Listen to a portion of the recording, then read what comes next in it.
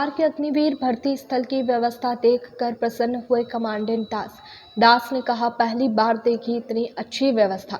अग्निवीर बनने आए युवाओं का फिजिकल देखकर खुश हुए कमांडेंट। धार में 1 सितंबर से अग्निवीर योजना के तहत युवाओं की भर्ती की जा रही है। आज भर्ती स्थल का निरीक्षण करने Madhya Bharat area commandant officer M.K. Das पहुंचे। इस दौरान उन्होंने अग्निवीर में भर्ती होने आए युवाओं से भी मुलाकात की।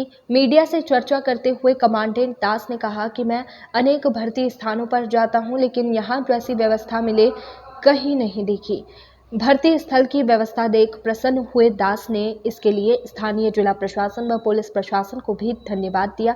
साथ ही जिला कलेक्टर पंकज जैन व जिला पुलिस अधीक्षक आदित्य प्रताप सिंह का प्रतीक चिन्ह देकर सम्मान भी किया। कमांडेंट ने कहा कि अग्निवीर को लेकर यहाँ के युवाओं में काफी जोश से और युवाओं का फिजिकल भी अच्छा है। कमांडेंट ने कहा कि अग्निवीर भर्ती प्रक्रिया में हमारी टीम भी काफी बेहतर तरीके से कार्य कर रही है। टीम के सदस्य भर्ती होने आए युवाओं से काफी शालीनता पूर्वक व्यवहार करते हैं। भर्ती प्रक्रिया के नियमों को बार बार समझाया जा रहा है। वहीं जिन युवाओं का चयन इस बार नहीं हो पाया है वह अगली बार और बेहतर तैयारी से आएंगे, ऐसा विश्वास है। कमांडेंट दास ने मीडिया को भी धन्यवाद देते हुए कहा कि मीडिया के शानदार कवरेज के कारण अग्निवीर योजना का काफी प्रचार प्रसार हुआ है और इतनी बड़ी संख्या में युवा यहाँ पहुंचे हैं। तो सबसे पहले मैं आप सभी से जय हिंद कहना चाहूँगा पूरे हमारे रिक्रूटिंग ऑर्गेनाइजेशन की टीम की तरफ से।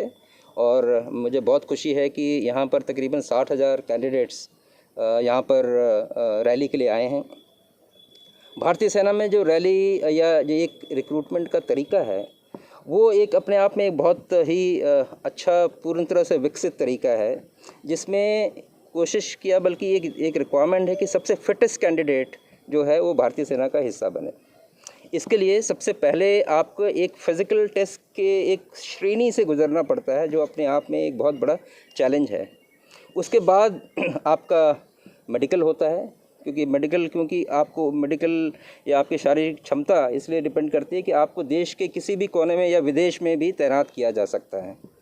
और उसके बाद एक लिखित परीक्षा होती है, क्योंकि अभी जो सेना है वो सेना एक आधुनिक सेना बनने के कगार पर है, तो उसको एक पढ़ा लिखा सैनिक भी चाहिए। इस प्रक्रिया के गुजरने के बाद फिर एक मेरिट बनता है और मेरिट के हिसाब से फिर हम सारे कैंडिडेट्स को अपने जहाँ पर उनको ट्रेनिंग के लिए भेजा जाता है। तो अगर ये आप मान के चलें कि जो सिस्टम है वो उसका सिंपल तरीका ये है कि जो सबसे फिटेस्ट है, जो सबसे ज़्यादा मार्क्स लाएगा वो भर्ती होगा। तो अगर कहा जाए कि किसी एक रैली से कहीं से कम भी होता है, कहीं पर ज़्यादा भी होता है, क्योंकि वो क्षमता पर डिपेंड करता है। हाँ, इसके अलावा कुछ सहूलियत ज़रूर दी जाती है। जैसे हमारे एनसीसी के सर्टिफिकेट जो हैं, जो एनसीसी के कैंडिडेट्स हैं, चाहे ए सर्टिफिकेट हो या बी सर्टिफिकेट हो या सी सर्टिफिकेट हो। जैसे सी सर्टिफिकेट जो कि बहुत मुश्किल होता है, उसके लिए रिटन एग्ज़ाम नहीं देना पड़ता। लेकिन ये बात है कि उसको फिज़िकली भी फिट होना चाहिए, मेडिकली भी फिट होना चाहिए। तो ये अभी जो प्रक्रिया है इसमें मैं इतना ज़रूर कह सकता हूँ कि हमें देखकर ये लगता है कि इनमें बहुत ही फिट कैंडिडेट्स हैं। ख़ास तौर पर फिज़िकल फिटनेस में बहुत अच्छा मुझे लगता है कि ये इस क्षेत्र के जो युवा हैं फिज़िकली बहुत फिट हैं, क्योंकि मैं उनको अभी देख कर आया हूँ। मैं इससे पहले OTA Chennai officers training academy Chennai का 1.5 साल कमांडेंट रहा हूँ, और वहाँ पर मेरे पास ऑफिसर कैडेट्स मेल और वुमेन कैडेट्स भी ट्रेनिंग के लिए आते हैं। उनको भी मैं फ़िज़िकल स्टैंडर्ड्स देखता था। अगर मैं उनको अभी इस वक्त कंपेयर करूं, उनकी तुलना करूं, तो इनको मैं बहुत ऊंचा पाता हूं। तो मुझे ये कहते हुए खुशी है कि काफ़ी ज़्यादा कैंडिडेट्स इस रैली से हमारी भारतीय सेना में शामिल होंगे। इसका आंकड़ा मिल सकता कितने अभी तक हुए? इसका आंकड़ा इसलिए मिलना मुश्किल है क्योंकि अभी रिटन की प्रक्रिया नहीं हुई है। क्योंकि जो मेन आपका है अभी रिटन एग्ज़ामिनेशन जो है वो अक्टूबर में है। अक्टूबर में रिटन एग्ज़ामिनेशन है इनका, जो कि मऊ में ही होगा, और वहाँ से फिर सही आंकड़े मिलेंगे। लेकिन आप ये मान के चलिए कि जैसे आज तकरीबन 250 से ज़्यादा कैंडिडेट्स ने फ़िज़िकल स्टैंडर्ड पास किया है। उसमें से तकरीबन 200 तो मेडिकली पास हो जाएंगे।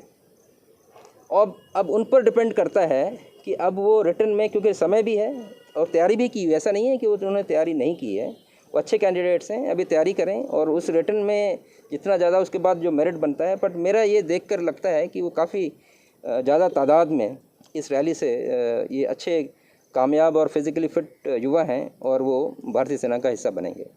सर, फर्जी दस्तावेज लगा के या इस तरह से जो स्टूडेंट्स यहाँ पहुँचते हैं अग्निवीर बनने के लिए, उनके लिए क्या मैसेज है? बिचौलिए दलाल के चंगुल में फंसे, इसके लिए आप क्या मैसेज देना चाहेंगे? हाँ, बहुत अच्छा प्रश्न है कि सबसे पहले ये मैं बताना चाहूँगा कि ये जो भर्ती की प्रक्रिया है ये अपने आप में इतनी पारदर्शी और साफ़ सुथरी है कि इसमें कोई भी स्कोप, जो टीम आई है हर जगह क्षेत्रों से आई है। मतलब कि जैसे आर्मी रिक्रूटिंग ऑफिस मऊ है, वो उसको इसकी जिम्मेवारी दी गई है, लेकिन जो उसकी जांच प्रक्रिया करने के लिए टीम पूरे क्षेत्र से आई है और हर एक को अलग अलग चीज़ों को जांच करने का मौका दिया जाता है। तो इस तरह से मल्टीपल चेक लगाए जाते हैं ताकि कोई भी इसमें गड़बड़ ना हो सके। दूसरी बात, जहाँ तक ये बीच बीच में कभी कभी सुनने को आता है कि कुछ जांच प्रक्रिया में कुछ लोग ऐसी झूठी बातें फैलाते हैं, वो बिल्कुल गलत है, क्योंकि अब तो ये साबित हो चुका है और बार बार साबित हो चुका है कि भारतीय सेना की जो चयन प्रक्रिया है उसका कोई मुकाबला नहीं है।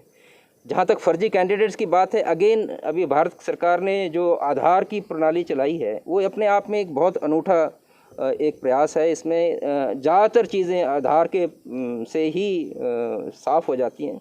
और जहाँ तक शिक्षा, उसके एजुकेशन क्वालिफ़िकेशन की बात है कैंडिडेट की, आपके जो मध्य प्रदेश शिक्षा बोर्ड का अधिकारी बैठा हुआ है, वो हर सर्टिफिकेट को चेक करता है और मेरे सामने ही उन्होंने एक दिखाया जो कि वो फर्जी था।